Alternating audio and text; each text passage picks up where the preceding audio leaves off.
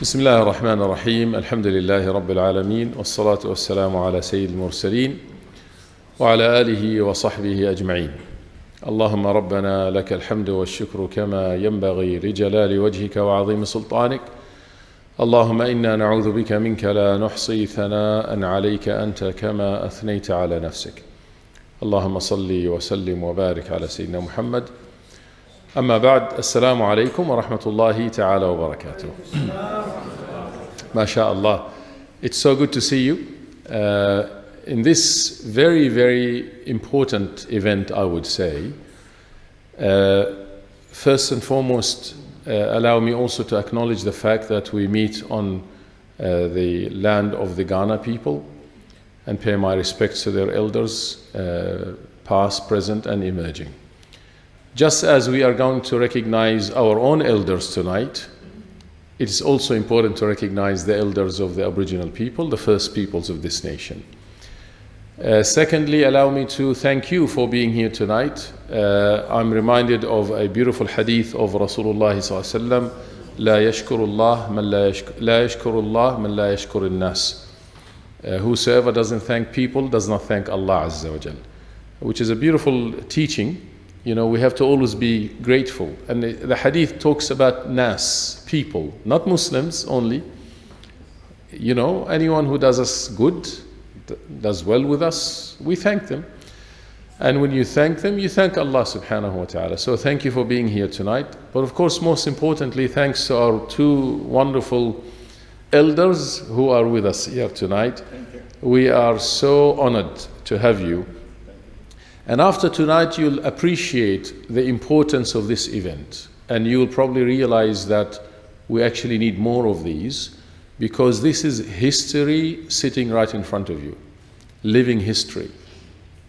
And it's a living history that has not been recorded. Tonight it is. So I will introduce the two elders in a second, inshallah ta'ala. But to introduce myself, for those who don't know me, my name is Mohamad Abdalla, and I'll be your MC and host tonight, inshallah ta'ala. I am a professor of Islamic Studies at the University of South Australia and the director of the Center for Islamic Thought and Education. I have been only 3 years in Adelaide, so it doesn't compare to the many years that you have been here. But I was in Brisbane for many years, 35 years almost. And after the last elections, when the Liberals won because of Queensland, I made a disclaimer that I have given up my Queensland citizenship. So, good, you like that, yes? No, but the Queenslanders, they were the troublemakers, so just a joke. All right, so bathrooms for the ladies, right at the back to the left, for the men behind me, correct, and to the left. Also, there is some bathrooms there, and hopefully we don't need to, but in the case of an emergency, we will exit from that door and we follow the directions of the locals here, inshallah ta'ala, mashallah. All right. Without further ado, allow me to introduce the two most wonderful elders that we have today. Hajj Hamdi Baroudi. Hajj Hamdi Baroudi sitting on the first on my left, and Hajj Mohamad Latif. Right? Hajj Mohamad Baroudi, I'll just say Hamdi, I'm sorry, Hamdi Baroudi. Muhammad Hamdi is saying, mashallah. Hamdi Baroudi is of Lebanese background, but he arrived in Adelaide, guess which year? 1951. Are you related? Are you related? His son, well, he shouldn't have guessed, right? He should have elected somebody else. That's called, no, that's called cheating, but it's okay, it's halal, it's halal. 1950, so he arrived in 1950. First Lebanese Muslim to arrive in South Australia. In fact, he's been here for such a long time that he's recognized by the Migration Museum. He has a special plaque in his name in the museum, Migration Museum. He worked initially in the cotton mill and owned delicatessens, and we'll hear more about that in a second. And the first time, when he first came to Adelaide, there was only one masjid in the city, and we'll hear more about that inshallah ta'ala. He still works with the government as an interpreter, and he is 89 years old, believe it or not. So he's doing very well, mashallah. Interpreter, مترجم. طيب.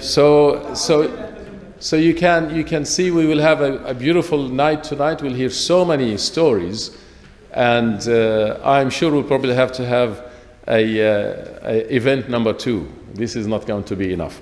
And of course, Haji Mohamad Latif, who is of Afghani background. He arrived in Melbourne December 1984 as a refugee. I even have his mobile number on the here. Does anyone want the mobile number? Right. He came actually before 1977 to study. So he came earlier in the 70s to study. In 1990, he got married. It was, he said, very difficult to find a job when he first came in the 70s, but maybe later also. And then moved to Adelaide in 1987 when there was the City Mosque and Marian Mosque. That was the only masjids. It says he met Imam Hamza first time and Imam Salim. So I'm not sure who they are, but you can tell us more about them, inshallah ta'ala. I'm still new here. So there was no halal butcher when he was here in Adelaide, and they had to go to Noarlunga to get halal meat from an abattoir. Metro meat, right, excellent. The community was very small when he came, and he moved to South Australia because of the weather, which is better for his health. So thank you very much for being here. We are really, really honored to have you. And inshallah ta'ala, I am sure we're going to have a wonderful night tonight, listening to these wonderful elders. Brothers and sisters, just before I indulge in a conversation with these wonderful gentlemen, what is important to note is that Islam's presence in Australia is very long. And young people, generally the young people, and not the so young, they don't know this stuff. They don't know the history of Muslims in this country. What most people, those who do know something about the history of Islam in the country, they think that Islam came with the Afghan cameleers. 1850s, just around that time. But actually, before the Afghan cameleers, Muslims came from Makassar, Indonesia, Sulawesi, and they came in the 1650s. So almost 200 years before white settlement or European settlement, Muslims from Makassar, from Indonesia, would come every wet season to Arnhem Land and trade with the Yolongo people, the Aboriginal of the Yolongo tribes. And they did that for 200 years. For 200 years, every wet season, في فصل الشتاء يعني, the Muslims, and they were all Muslims from Makassar, Indonesia, would come and trade with the Aboriginal people of the Arnhem lands. And one of the items that they used to buy and sell was tripang, or sea cucumber, which they used to come and buy from the Aboriginal people of Australia, of Arnhem Land, and sell it to the Chinese market. And so the relationship between the Makassar Muslims and the Aboriginal people was actually a very, very healthy and positive relationship. And tonight is not the time to speak about that, but you could go and find out more about it. And in fact, until today, in their oral tradition, in their storytelling, the Aboriginal people still speak highly of the Muslims who came from Makassar. And in their rock paintings, you'll still find that they drew the boats which the Muslims from Makassar used to come here.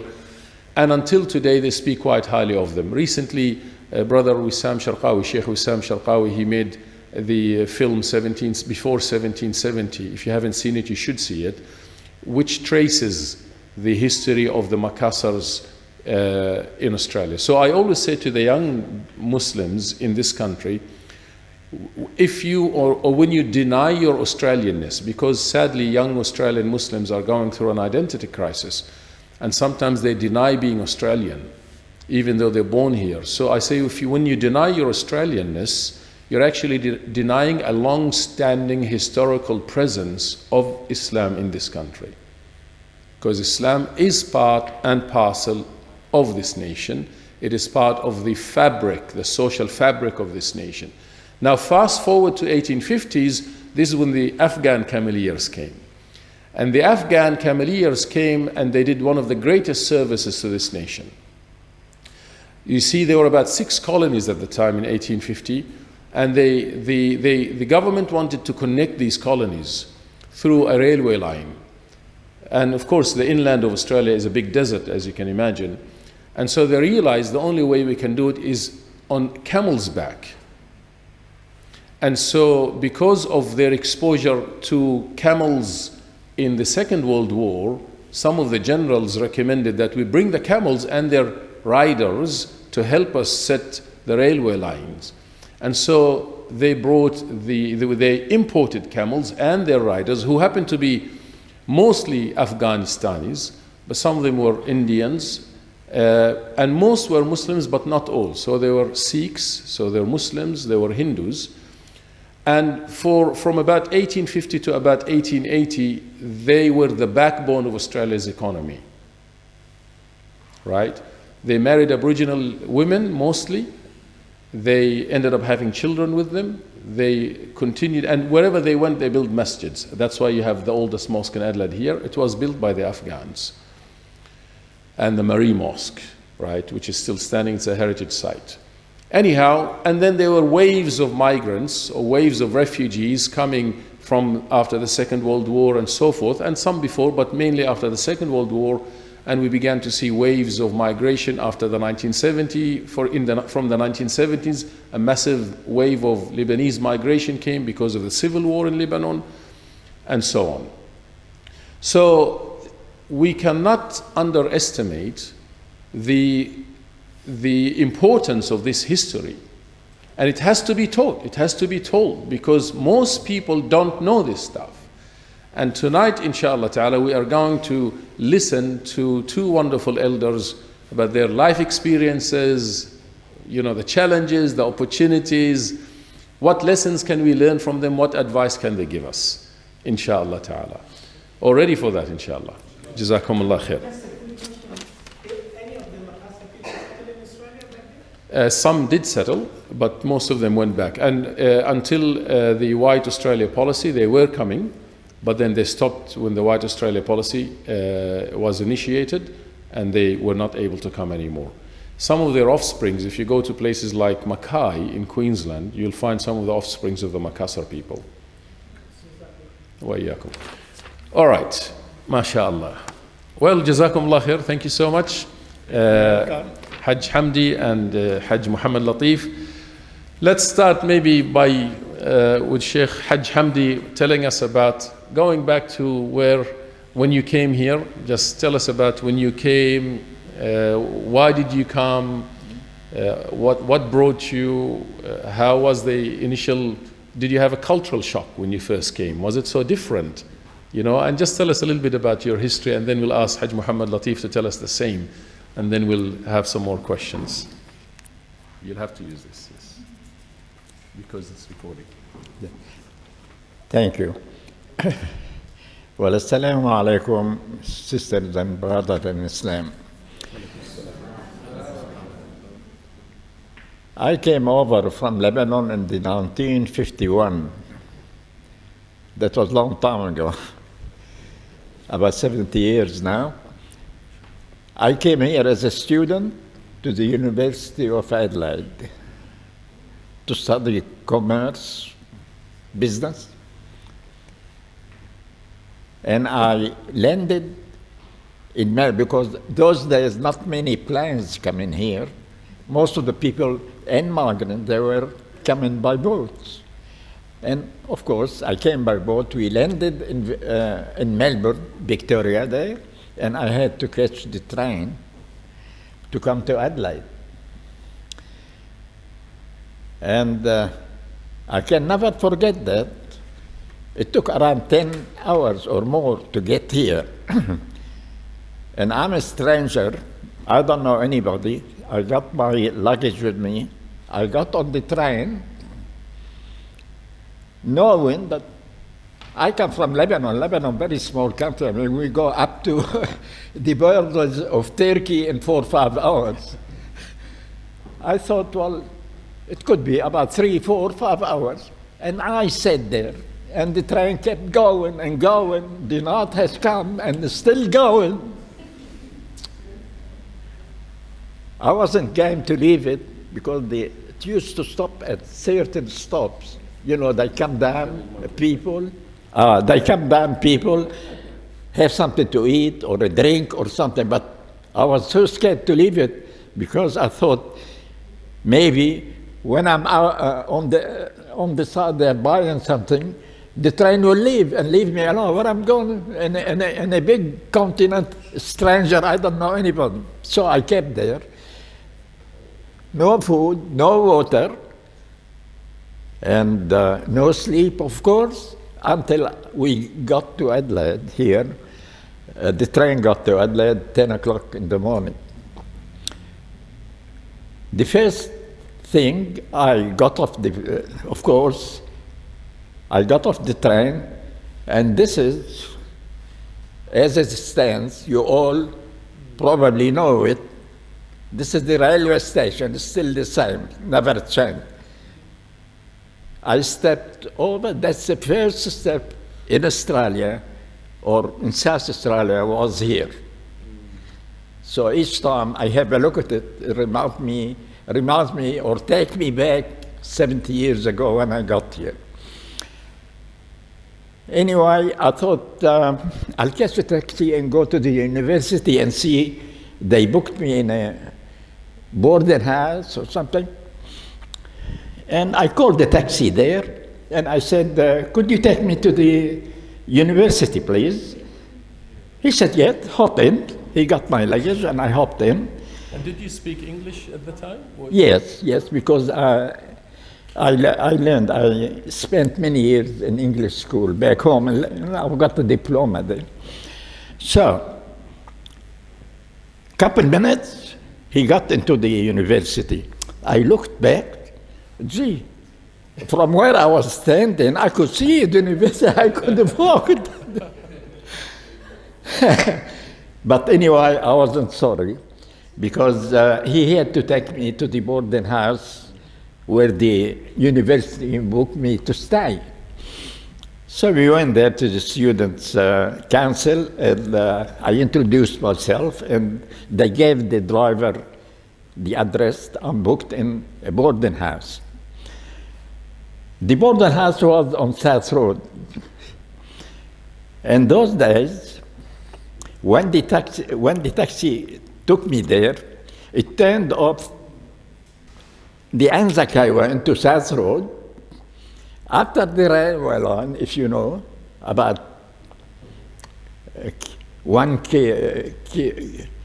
yeah, it wouldn't be more than 1 kilometer, there are railways.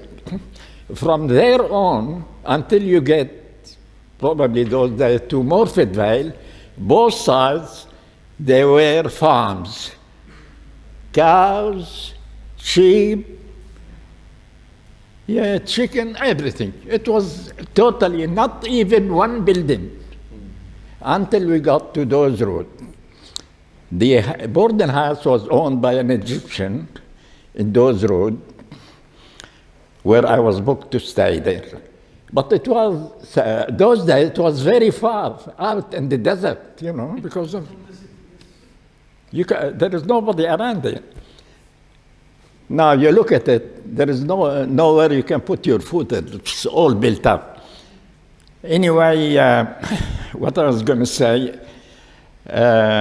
when I got here, of course, I got to know, I was introduced to Sheikh Ahmed Sakaka, Allah yarhamu, if somebody knows him, he was a Bosnian, and all the Muslims, or most of the Muslims, they were Bosnians here, Albanians, and I was the only Arab Lebanese man to be here in South Australia. There was no other Muslim except me. I'm the only one.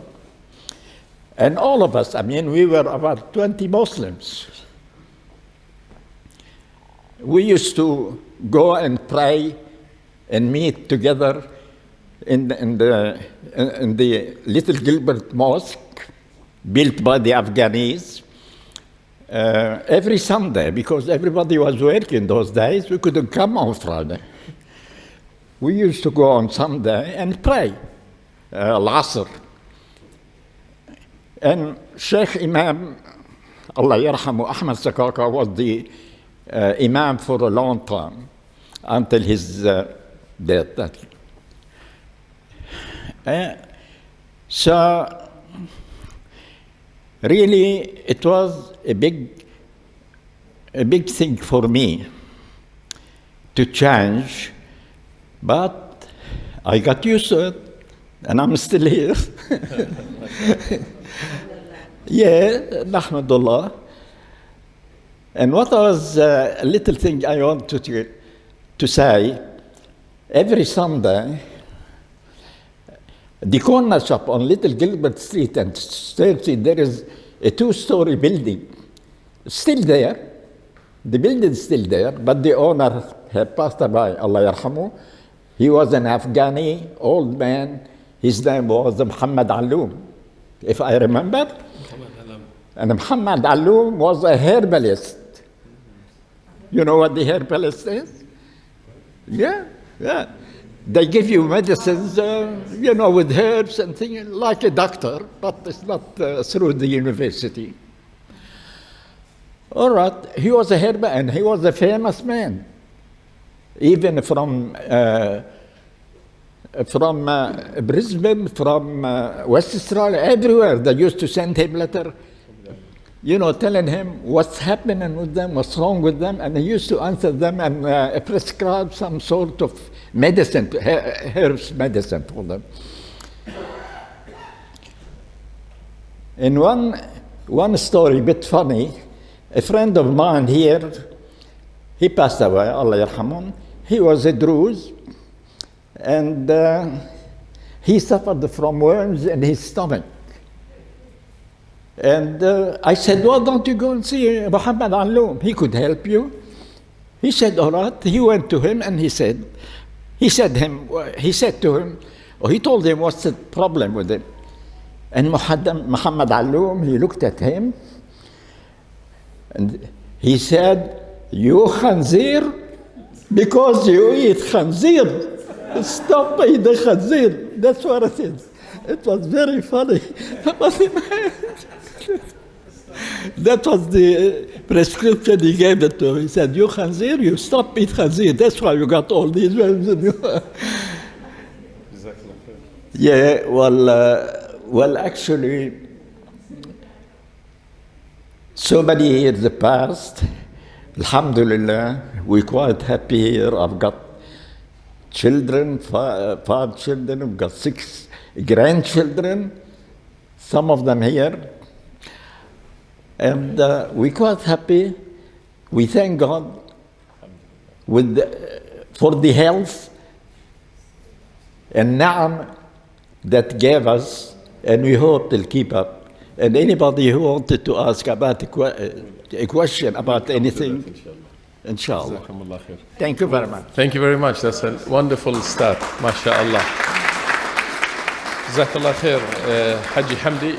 We have a lot of questions for you, but I want to go to Haji Muhammad Latif, inshallah. Just to do the same, give us a background on when did you come, how did you come, why did you come, how was it when you first arrived, and then we'll ask later some of the meaty questions about other experiences, inshallah. My name is Mohamad Latif. My surname is Wahab Zada. I arrived in Melbourne first time in 1977 when I was General Secretary for the President of Kabul University for 1 year. When I left back, I became General Secretary for the Minister of Higher Education, but it was a short while because 6 months later, the communist military coup took place in Afghanistan, and they killed out the first president of Afghanistan,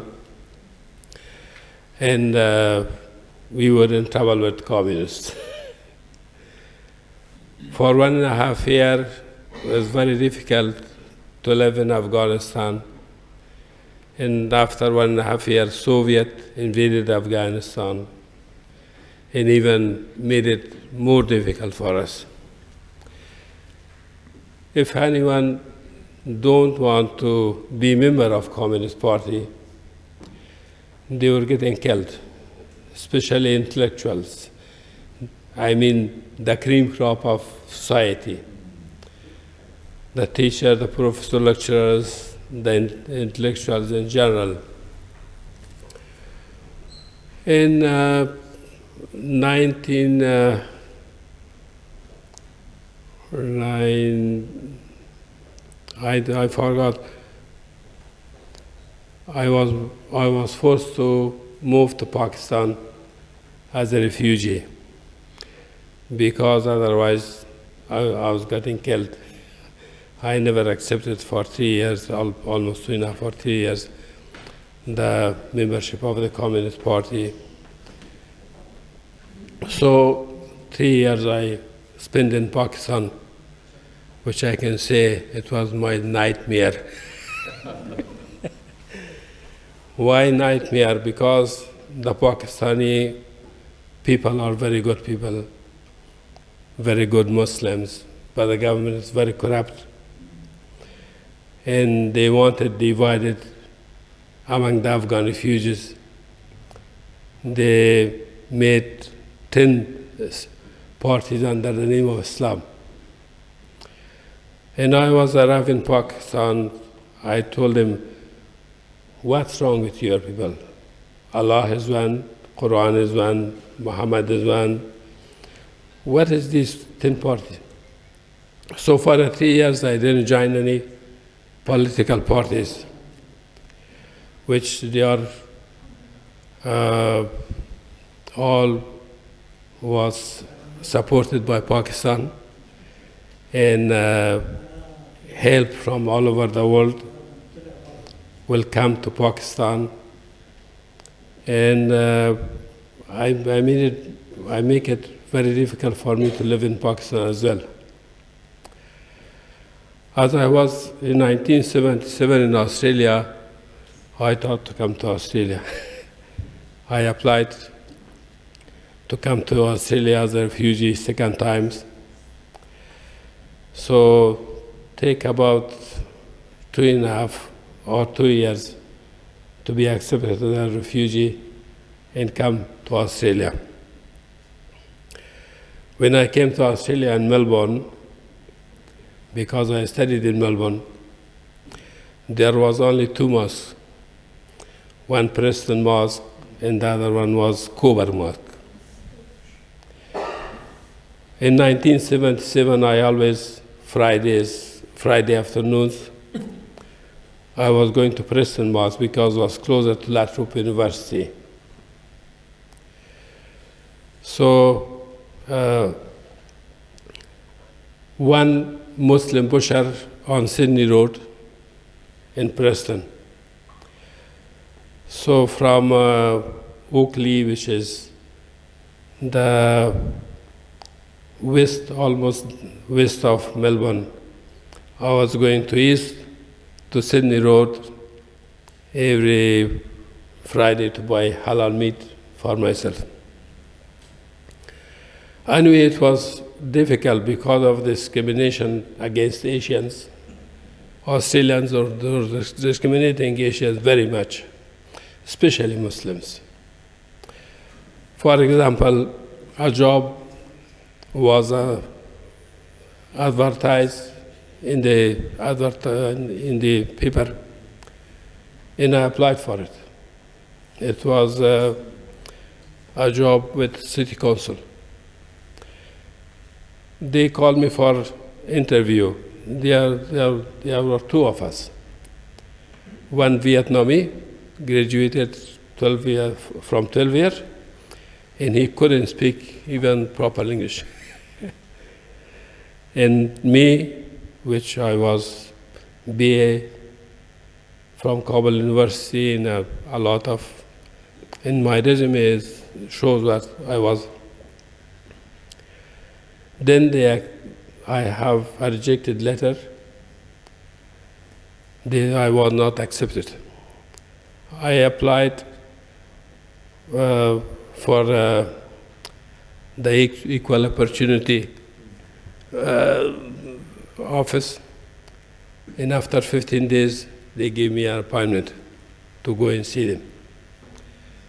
And when I saw the man in the Equal Opportunity office, the answer for me was because I was not accepted because I was a Muslim. They said that? Yes. And they said, the city council office says they didn't work on Muslims, so maybe they joke among themselves and offended you, or they put pork in the fridge and you bring your food and put in the same fridge, might not be good. So I realized that finished, it's about it. And I started to do some private business.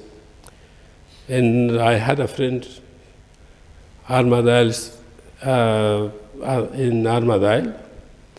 He was a Singaporean refugee, came to Australia, and they established the carpet business, handmade carpet business. And I rang him. He said for 2 days he tried show me his showroom, and I didn't like it.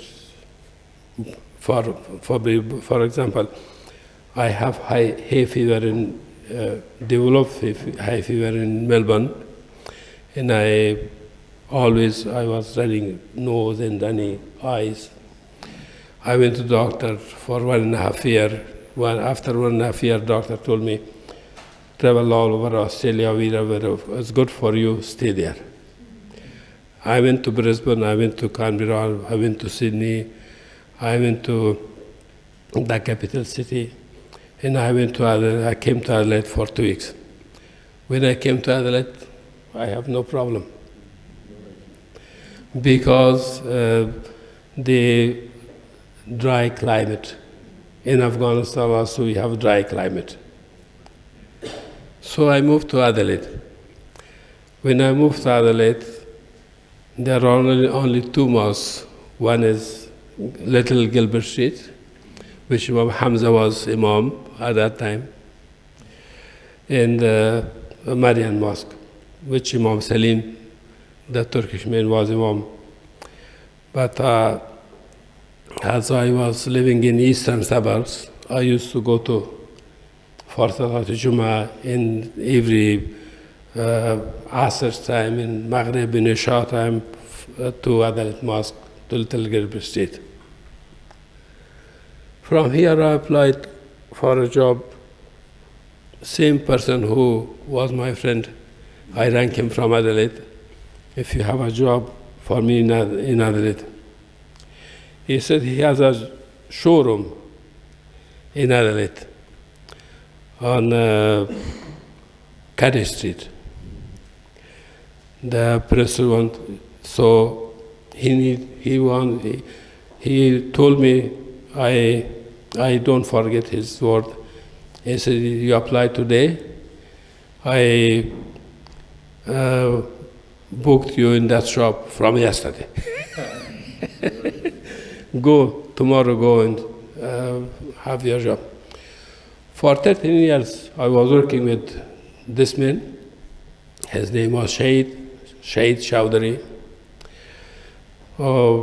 Mostly we are going for exhibitions in all over Australia and all over New Zealand. Finally, in 1991, I quitted the job. It was a very big cultural shock for me, because there was no single halal shop or restaurant in Adelaide. And I used to go to Metro Meat, as I said, to Old Norlanga and buy halal meat for 1 week or 2 weeks, put it in fridge and cook it. So after that, I used to start a taxi driver.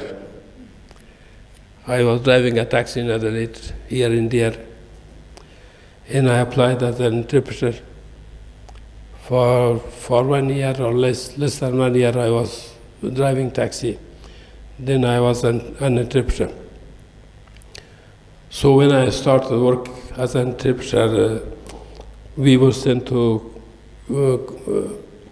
Christmas Island, in Darwin and everywhere, wherever the Afghan refugees were. So finally I ended up with working with IUM in Jakarta from 2012. I applied by IUM in Jakarta, but I was working with UNHCR office as an interpreter in Jakarta. We'll come to this in more details, inshallah. Jazakumullah khair. Well, thank you very much for that. Also, wonderful background. With one thing for sure, listening to both of your stories, especially about halal meat, we're very lucky, right? Until 91, exactly. So, especially, I mean, people, the young people who now, everywhere you go, really, you'll find halal butchers, halal meat in the country. So that's a ni'mah, it's a great privilege to have. From listening to both of you, life wasn't easy. You had to work really hard. You had to struggle in a sense, not only to preserve your deen, your faith, by going to a masjid, the only masjid or 2 masjids, although it may have been far, you made that effort. So you needed to preserve your Islamic identity. You were struggling to find a job, because you said you did BCom, correct? But then I would like to know what did you do with that? I mean, did you also have challenges finding jobs like Haji Mohamad did? So listening to you, you came to Australia. I mean, there's a lot of opportunities in this country, but you struggled to find a job, to find halal meat, to go to a masjid. And these are all challenges. Can you tell us more about these challenges that you had to endure? And maybe how did these challenges maybe make you who you are? Did they make you stronger in your identity? Or if you don't mind talking about that. Yes. Okay. Yeah. Well, actually, in the 50s and 60s, Australia was booming. More work and jobs than people here. So we had no problem finding a job here. And the only Centrelink, they call it office, those that they used to call it Social Security office, it was only one in the city, only one office in the whole South Australia in the city off Curry Street. But that office, it wasn't to find a job because millions of jobs, I mean, the employers were screaming for people to come over. You used to go there, if you don't know, they tell you, where do you want to work? Here, here, here, what time to work? They found you a job straight away, you can go straight away. Myself, when I came over here, Holden started to make cars, because not many cars, all cars, all the British cars, they were here on the road. You don't find any cars. So Holden started those days to make cars on the Port Road, Woodville there. They built their factory. And as a matter of fact, I worked for them for 2 weeks only. Not because I'm lazy, don't understand me wrong. 1 week I worked and I had to give notice to leave. I had to work another week. Why? Because I was a student and young boy, and my skin was so tender. So they put me on a machine, you know, with a Lebanese man and a pile of metal and a bucket of oil. I had to, and a brush to oil the pieces and hand them over to that man to make parts for car, to press it. So each time I handle one of these, it goes through my skin and started bleeding, here bleeding, here bleeding. I thought that's not the job for me, I better leave it. So in the lunchtime, there was a phone booth in front of the factory there. I went to that booth because a friend of mine was telling me that opposite where Khalil Mosque is now, they used to have Actel factory, cotton mills. They had it for a long time, but now it's all built up. Yeah, I went and rang up the people there because a friend of mine was working there and he told me he's very happy and good job and everything. And the employment officer there, he said, yeah, what's your name? I said, my name. He said, where are you going to start? You want to start today, this afternoon? I said, look, I'm working. I have to give notice 1 week before I can leave the job. He said, well, you tell me when you can start. I said, well, next week, so. He said, okay, next week, night shift, day shift. I said, no night shift, because my friend told me they used to pay double time for night shift. Those days, yeah, we used to get 19 guineas, because there were no dollars, cents, and Australian pounds. He said, okay, you start 10 o'clock. We used to go and start 10 o'clock till 7 o'clock in the morning. Every night, 6 nights a week.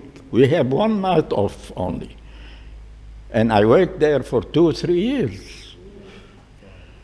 Yeah. But it was a good job, it's an easy job, and it's a clean job with the cotton and things like that. So so it was good for your tender hands. Yeah, that's right. I had no bleeding there. Tender hands, cotton is okay. No, it was very good. I really, each time I go over there to the Khalil Mosque, I looked and I remember the years we spent there, or I spent there. And thank God, alhamdulillah, we came a long way. And those days, they were good days. I mean, as I see it myself, we were happy, things were cheap and plentiful, jobs are available everywhere. You leave your job, you can start next hour anywhere. They love to have you anywhere. Why? Because of the government ruling. Mr. Menzies passed long time ago, 20 years he was in office, because there were restrictions on import. Everything has to be manufactured here. That's why in Adelaide here, we used to have car manufacturers, fridge manufacturers, everything you want is there. Now you go around and see, there is no factories anymore. They all disappeared. They all went offshore because of the, cheaper to make. So I don't know what you want to know more. I'll leave it. I don't want to. Thank you very much. Talk too much. Yeah. Yes, I'll come back to the questions if you just hold on, please. If you just Okay. hold on. Here you are, sir. Yeah, I just want to. I would like to hear from Hajj Mohamad also on the same thing. You know, these. You did say it seemed like a different experience you had, and finding a job was difficult, but that's from the 1977 onwards. Did you also find it difficult to find a job in the 1990s also, or 70s? Haji Hamdi, you were saying it was easy to find a job. Was that but from when? 1950 until when? You think? Until late 60s. Yes. Late 60s, right. So the two different experiences. Did you face difficulties in finding a job for many years? It seems like it. And why do you think that might be the case? It was two reasons. First, I was a Muslim, alhamdulillah. And there are very secret discrimination against Muslims in Melbourne, in Adelaide as well. In Melbourne, I told you the story. When I came to South Australia, I applied a lot of jobs, but I was rejected. I started working private with Shahid for almost 5 years. With him, I came as a general. He has a mega store in Brisbane. I was general manager for his shop. I saw you there in Brisbane. In Brisbane also, I was not feeling well. Even my children started to have problem with high fever. That's why we came back to Adelaide, South Australia. So generally, it's difficult to find a job for me in South Australia, in Melbourne also. Thank you. Thank you very much. You had a question? I did. It's my dad. So Baba wanted you to tell him about when you first came, about you couldn't even buy olive oil. You couldn't even buy rice. You needed a prescription like them, okay? Tell us about the olive oil, because I did hear that you had to go to the pharmacy to get the olive oil. And even rice. Yeah. I don't know about rice in the pharmacy, but I know about the olive oil. But let's hear from Haji. Yeah, those days, I mean, for the Middle Eastern people or for the Asian people, because, we eat and we love olive oil and rice and meat and things like that, they were not available. The olive oil, you only can go to the chemist and buy it as a medicine in a small bottle. Yeah, that's it. And the rice, very scarce, you can find in rice. And we love rice. You see, in Hind Street, they used to have, those days, in the 60s, I think early 60s, a restaurant, a Greek restaurant. And that Greek restaurant was cooking Middle Eastern food. We used to go often there. Rice and fasolia, they say, and chicken and everything. So we used to go there very often. Disappeared now, bad luck. There was nothing. Now, all the Lebanese restaurants we have now here, either pizzas or shish kebab or whatever, Not real cooking. We are used to. Sorry. Excellent. No, thank you. Haji Mohamad, you wanted to comment on the olive oil also? Did you want to comment? Yeah, okay, because I thought you wanted to say something. You see, if you don't provide olive oil for Arabs, life ends. Right? Yeah, we'll be asking in a second. So with the olive oil, see, the Arabs have a joke that olive oil is a cure for everything. Right? If you have lafhat hawa, if you have a cold, olive oil. migraine, olive oil. Broken arm, olive oil. Everything. And so not to have olive oil, I think that would have been the biggest challenge, right? Forget everything else. Haji Mohamad, did you want to say something on, because I saw you nodding when Sheikh Haji Hamdi was, no? On the food issue. With the food, when I was in Melbourne and came to South Australia, I was cooking at home for myself. I couldn't go to any restaurant because there was no halal. And in that case, the only my problem in Melbourne was to go to Sydney Road, Preston, to buy halal meat, and Metro Meat halal abattoir in Adelaide. No, I don't have any problem. We would like to, Haji Hamdi, tell us about Imam Skaka, please. Some more about him. About The Imam. yes. Imam Skakas, that was his name, Rahmatullah alayhi. You know, you told us he was Bosnian, but tell us more about how he serviced the community.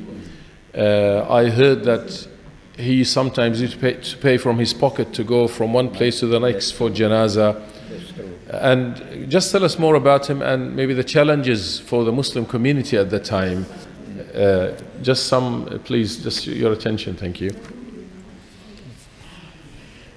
Yeah, well, Ahmad Sakaka, rahmatullah alayh, he was a very good man. He never got married. He devoted his life to the service of the Muslims here and up in the country. He used to work for Calypso on the Port Road High Marsh there, it's electrical firm, until he passed away. And he,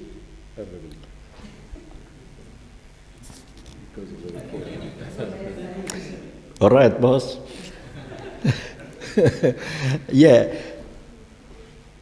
Well, sometime an Afghani or a Muslim up in the country passes away, Allah yarhamun, he used to take a day off his work and go and travel up there to perform the religious janazah and come back from his own pocket, because there was no Islamic society or anything like this those days. We were very few. And Ahmad Sakaka was a good friend, and a good friend of me. I don't know whether you heard of Mahmoud Tayyib. He is, I don't know, I heard he's a very sick man. God bless him. He used to be here, a student in the Adelaide University, this man. He was young like me, not like now. I'm too old now. But we were friends, and he was a very, very good friend of his too. And this man, Mahmoud Tayyib, he's the first minister in Sarawak, and he is still. He's been there since he graduated as a Supreme Court judge here and went back to his country. And when his daughter wanted to get married, he sent me and he sent Sheikh Ahmad, Allah yarhamu, invitation. And we went over there and we stayed about a week in Sarawak. And we attended it. Well, Ahmad Sakaka, he bought next to the mosque in Little Gilbert Street. He used to live there. That house belonged to him. Now, I don't know, of course. Now passed to his grandsons or his, yeah. And he bought that property at the end of Little Gilbert Street, right on the corner. It's been sold too. I don't know what happened to it. So as I see it, or as you see it yourself, he spent his life for the benefit of the community. He never got married, he never had a family, he never had anyone. So, anything else you want to know? He used to do the most beautiful Eids in the German. Beg your pardon? Zaka, they used to do the most beautiful Eid in the German. العيد Remember عيد in Little الصلاة. Gilbert Street? We Eh. used to all go for the Eid there. And he used to get us presents for all the kids. That's right. And Eid al-Fitri. Like we would go there and there'd be a big dinner. Yeah. Eid al-Fitri, yeah. They used to have a present after Salat al-Eid. He used to stand up and deliver or give each child he comes to him, wish him happy Eid and had a little present. We used to be a very close community there. Not many. Gradually started to grow up. Alhamdulillah, now you could count thousands of Muslims here and about 10 mosques or I don't know how many. But that was the only mosque, the only imam, and the only community, little community. In a short time, alhamdulillah, everything has changed. To the best, of course. Thank you. Thank you for sharing that. Excellent. Hajj Mohamad, I mean, Hajj Hamda, I see your family here, mashallah, Allah yahfadhum, all of them. Thank you. Tell us about your family. I mean, how many children do you have? And also, I'd like to know about the Afghani community. When you came, how was it? How is it now? And how do your children see their experience in Australia now as opposed to your own experience? Sorry. Actually, I entered Australia as a single person. And I didn't want to get married to go back to my country. Today, Russia went going out tomorrow. So, after Russia withdrew from Afghanistan, another fighting, internal fighting started in Afghanistan.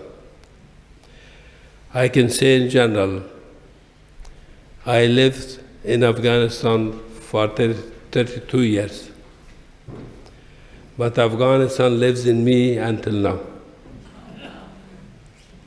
It means every night when I sleep, I'm in Afghanistan, without any sleep. When I was in Pakistan also, when I was in Australia also.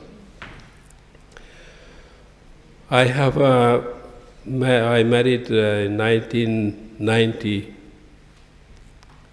It was an arranged marriage by my mother in Pakistan.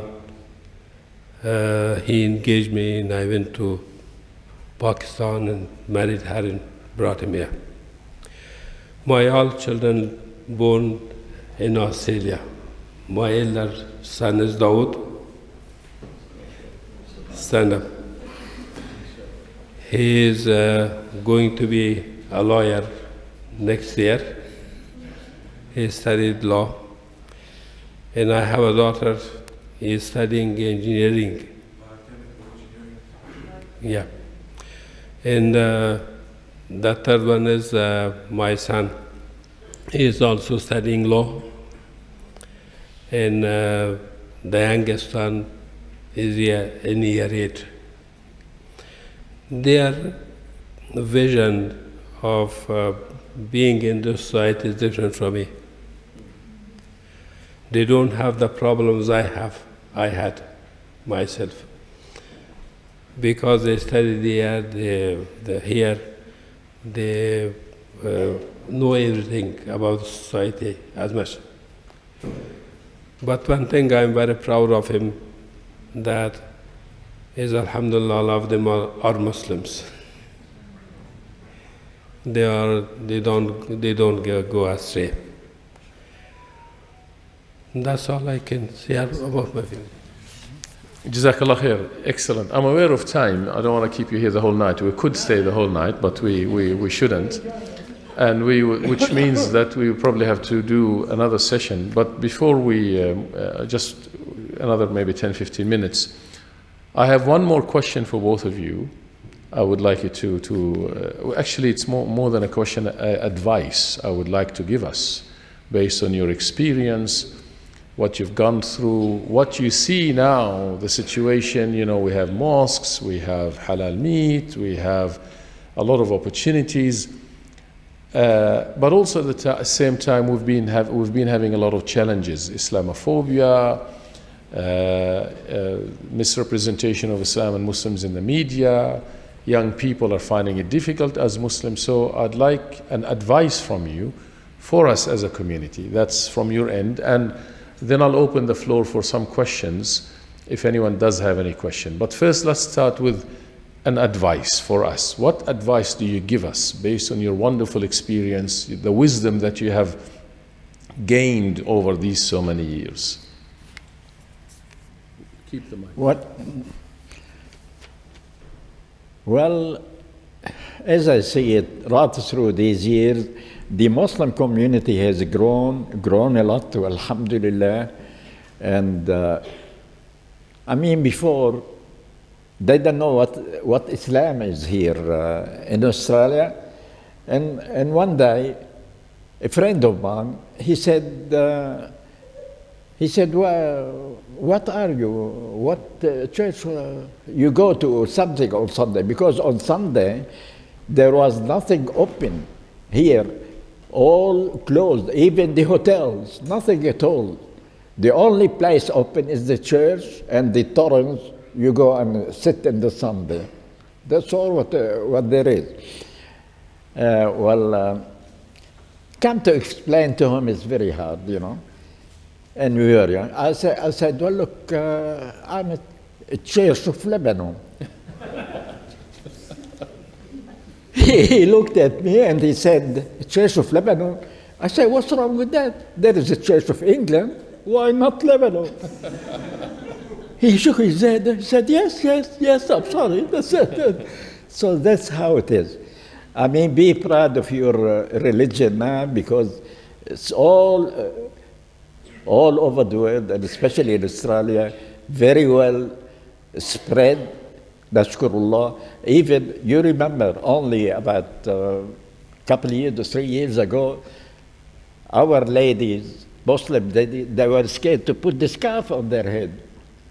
They were scared to put the scarf on there. You remember? I mean, some, bad people, they used to come and attack them and strip the scarf of their head.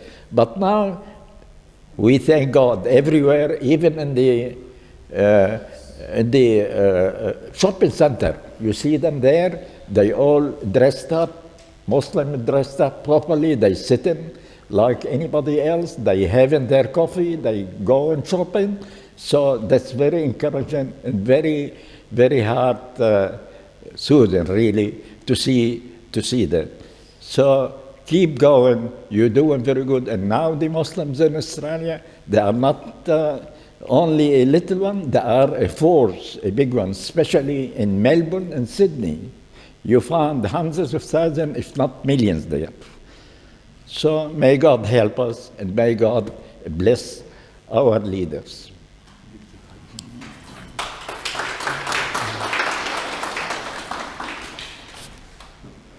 As I experienced in Australia in my life, most of my life, I can say, more than half of my life, I can say now I'm 70 years old.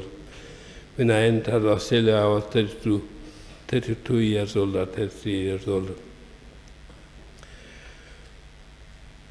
For the young generation, my advice is, if you are not member of one of the parties, the Australian parties, be careful to talk about the politics.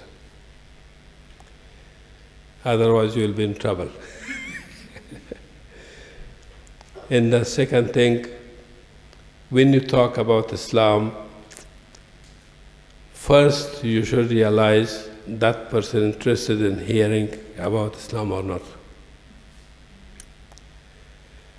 Dawah is first, but not to the one who's not hearing at all.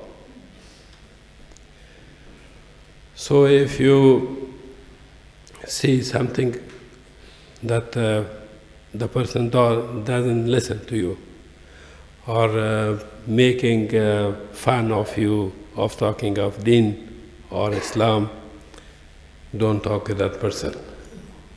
Thank you. Jazakumullah khair. Thank you very much. Yes. MashaAllah. Well, thank you very much for these wise words. Thank you. Does anyone have any question for our panel? Now you're the cameraman. I don't know if we should give you the right to ask a question. You know, are you using a dictatorial rule here that you say? Well, we'll allow it. We'll come. That's all right. How was Ramadan? In which year you wanted? 50, 60. What is it? In May 1960? How was Ramadan in the early days, in the 50s, 60s? Ramadan. Ramadan? How was it? How was it? Yeah. Well, of course, Ramadan in those days, it was very hard for us because, I mean, we're all working, we've been all working, and we finish work about 5 or 6 o'clock, 7 o'clock. But for me, for 2-3 years, when I was working at Ekel cotton mills, I was working in the night time. It wasn't that bad because I sleep all day and wake up, have iftar, and go to work. So it wasn't bad, but really it was very hard before and afterwards when you're working because you are at a job. You can tell them, well, I want to go and have iftar. But alhamdulillah, we went through it, and God helped us to go through it. Thank you very much. Excellent. Any questions? تفضل. في مزارع أول ليش ما يذبحوا يأخذوا شيء ويذبحون ليش ما عملوا؟ اللحم الحلال. The question was, chicken, whatever. when you said when you first came there were a lot of farms everywhere. That's right.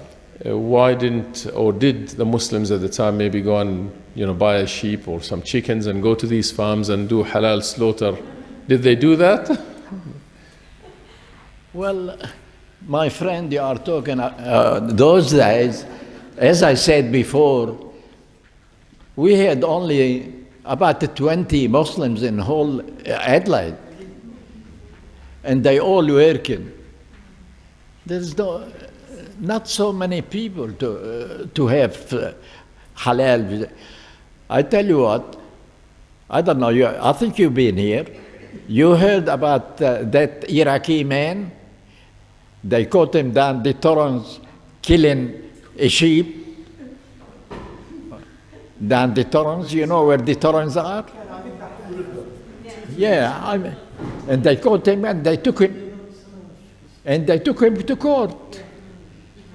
Because, I mean, you're killing a sheep in public, which is illegal. So they took him to court. He was acquitted after that because he didn't know or something like this. Yeah, but that's what I say. I mean, where are they going to slaughter? There is nowhere to slaughter in the backyard. في المزارع. That's all right. Yeah. Did you have to, when there was no halal, because I know some Muslim communities would do that, they'll just go to the farm and slaughter in the farm. Did you have to do that? In the farm. Yes, when the Metro Meat factory is closed, we found 2 farms, one for sheep, one for chicken. And once or twice or in fortnightly, we were going to those farms and kill a sheep or slaughter a few chickens and come back. So you did that, yeah. All right, one question there, yes? I just wanted to know what healthcare was like at that time, especially in that area. Royal Adelaide Hospital exists. Was it there in the 1950s? Healthcare in the 1950s. Yeah. Was the Royal Adelaide Hospital. What was the nearest hospital that you could access healthcare? Well, I keep forgetting, sorry. It's okay. I'm an old man. I'm getting forgetful a bit. Yeah. No, those days, everybody was covered by healthcare and Medicare, those days. And even the teeth, even the dental service, it was all covered by the government. Even we're talking about the health, even the education. When I came over here, I mean, the Australians or the foreigners who came from overseas to study here, it was free. They never had to pay a cent, only they pay for the books. That's what it used to be. We never paid any money for it. But now everything has changed, as you see. The hospital was the hospital was free. Everybody. All free. This Adelaide, the old Adelaide, Royal Adelaide, it was there for 125 years. Right. Long time. Yeah, it was there, and everybody goes there free. One more, yes, I just wanted to tell everyone regarding my employment, because he's saying what a lot of jobs. Tell them when you wanted to apply for a leave and go overseas to see your family, what did your boss tell you? Right. when you asked to go overseas and you put a When you leave. said your boss, you miss your family, you want to go overseas and see your parents, what did your boss tell you? The boss. Yeah, well, that was an incident. I was working those days in the 50s in a car battery manufacturing business in Hanmarsh on Port Road, and used to call Elite Battery, I think. Anyway, and I was here. I was there here. I mean, for 1 year, 2 years, and I got so eager to go back home and see my people. You know, I got homesick. So I decided to leave the job and go home for a short break or something. See my mother, my father, my sisters, you know, my family again. And I came to the boss and I said, well, look, I'm sorry, I have to give you a notice. I'm leaving afterward. He said, what for? Aren't you happy? Anything wrong? Can I give you an easier job? Because they used to beg you. There is no replacement for you if you leave the job. I said, no, nothing wrong. The only thing, I feel homesick. I want to see my people. I haven't seen them for 2 years, 3 years. He said, that's so. He said, why don't you send them, get them to send you a photo? Do you have to leave the job here and go all the way to see them? Get them to send you a photo and have a look at them. I said, no, things you don't understand, my friend. We are different photo, not enough. All right, on that note, I think we will end. So please join me in thanking this wonderful panel. Jazakumullah khair.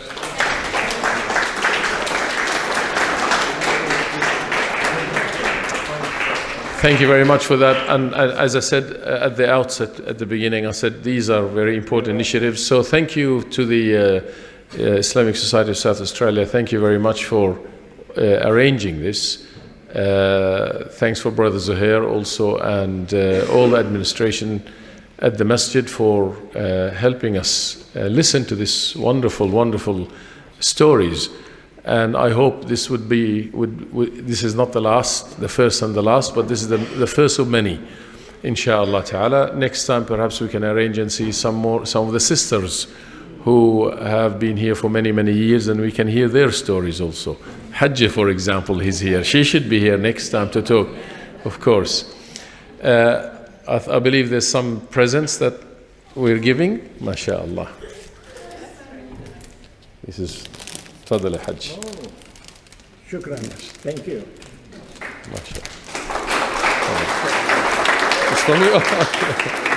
Jazakumullah khair. Thank you very much. All right, mashallah. Thank you very much. Jazakumullah khair for being here tonight. And if you would like to come and engage and discuss anything with our wonderful elders, please do so. Jazakumullah khair. Subhanakallahumma bihamdika. Nashhadu an la ilaha illa anta. Nastaghfiruka.